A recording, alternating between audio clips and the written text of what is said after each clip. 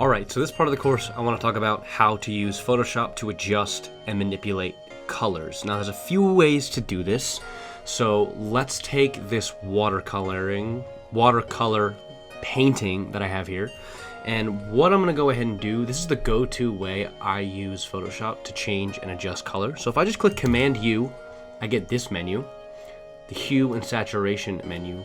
Think of Command U brings up the hue. It's a nice little rhyme for you. So one of the ways you can go ahead and do this is just go ahead and just drag the slider, and it's going to change the hue of the entire image itself. So you can do this and get some really cool successful renditions. Another way to do it is if you bring up that same menu. Another way to bring it up is go to Image Adjustments, Command Saturation, or Hue Saturation rather, and it brings up the same menu.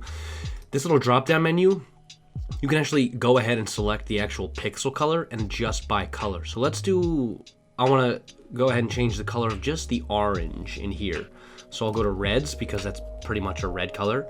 And then if you take the sliders, it will go ahead and change the colors. That looks actually pretty cool. And you'll notice that sometimes, depending on the textures of the images and the colors you're trying to change, you'll get these really cool texture effects. So let's go back, and now I want to change like the water.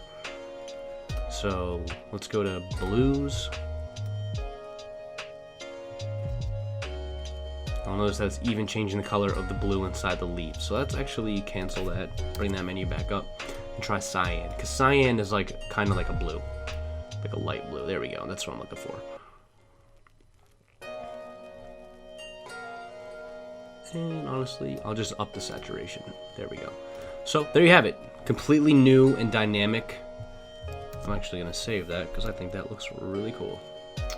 I like to call these, even though it's wrong, leaf. Even though it's not even a banana leaf. I don't know why. The name just comes to me. I'm going to put it on my desktop, save it as a PSD. Okay, so there you have it. So you can see how different that is just by me clicking Command U and just doing some sliders. It's completely different, and it looks really, really cool. So let's keep going. So another way to change color, here's a photo of my buddy's cat. This is Cash Cat. He's a good boy. Look at him posing there like a model. Another way you can change colors is you can come up to Image Adjustments. You can come into, there's all these different ways. Color balance, channel mixer, color lookup. So let's go to color balance. And again, a lot of the times it's just experimenting and trying different things where you find the most successful work. I know I've said that countless times, but I really want you to understand that it's important to experiment. Okay, so that's one way. You can go in and use image adjustments and then bring these up. You could also make it more vibrant or less vibrant. Turn the saturation up. So that's one way, or another way rather. Now let's say I just want to change the color of the cat. I'm going to use a quick selection tool. And I'm just going to select him again, and I'm not going to make it perfect because I'm not going to really be posting this anywhere or be using it as like far as social media. I'll try to get as close as I can.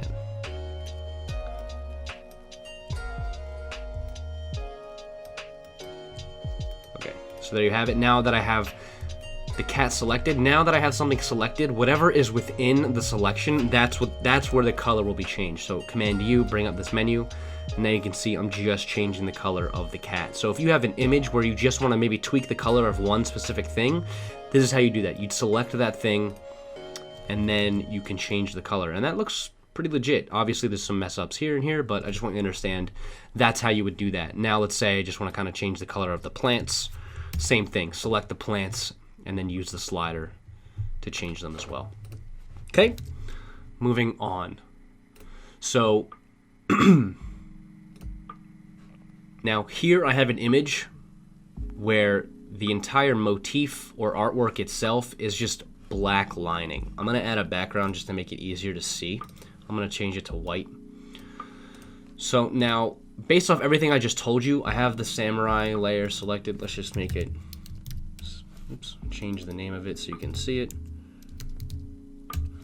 Now, you'll notice that if I click Command U and try to change the color, nothing's changing because it's a black image, or the pixels rather in the work are black pixels. They don't have any color in them, so there's no color to be changed.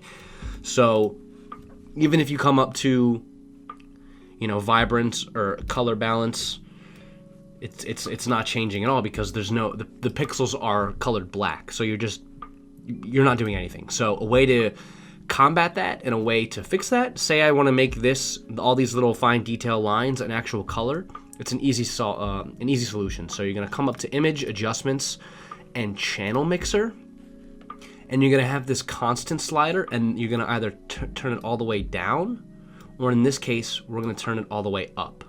So now you can see it's actually changed those black pixels into red pixels. So now, if I want to come into Command U, now I can come in and really change the color. So before I do that, let's make the background image a color, and now you can see you can come in and really start messing around with the color. So that's a simple, easy fix on how to take something that doesn't really have quote-unquote no color, whether it be black, white, or gray, and to use Photoshop to be able to actually give that image color. Now that I have the color, I could always come into Color Balance or Channel Mixer and adjust with the amount of colors and the pixels, and you can really get something interesting going.